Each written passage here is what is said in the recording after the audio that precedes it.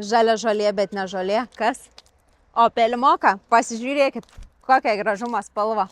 Na, aišku, čia skonio reikals, bet jeigu ieškot Mokkos, varom apžiūrėti ją. Opel Mokka turi distroniką, turi LED žibintus, 1,2 litro, 96 kW, nežinau ar sakiau, bet 2023 metų, benzinas, yra keilesas.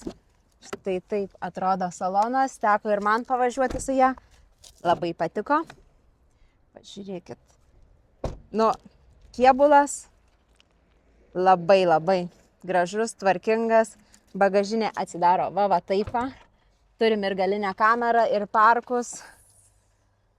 Bagažinė talpė. Nu, aš jau pirkčiau vien dėl spalvos, bet irgi skonio reikalas. Tai ką, varom apžiūrėsim, ką mes turim salone.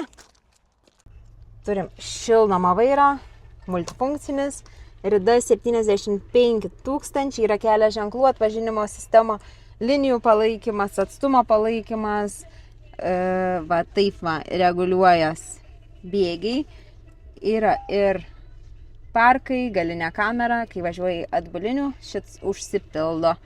Yra šildomas ir sėdynės, start-stop funkcija. Ir ką, varom prie kainos.